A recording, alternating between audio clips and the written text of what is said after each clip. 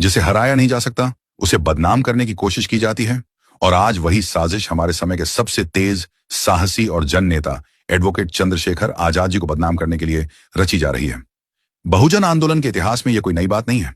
जब भी किसी दलित, पिछड़े या अल्पसंख्यक नेता ने सत्ता के गलियारों में सच बोलने का साहस किया, तब तब उस पर चरित्र हनन के हथकंडे अपनाए गए।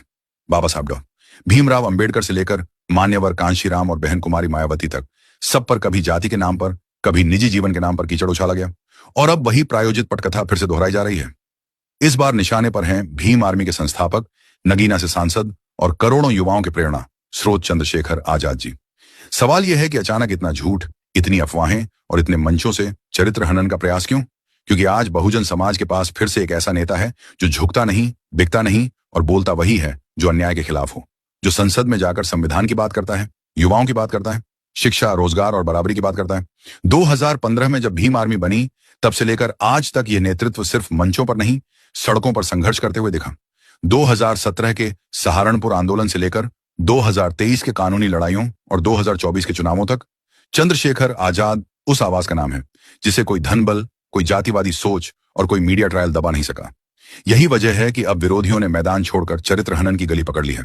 बदनाम करो, फंसाओ, भ्रम फैलाओ, ताकि बहुजन समाज फिर बिखर जाए। लेकिन वे भूल रहे हैं, अब समाज जाग चुका है। अब हमारे पास आंखें ही नहीं, समझ भी है। हमने बाबा साहब को पढ़ा है और हमने साजिशों की भाषा को पहचानना सीख लिया है।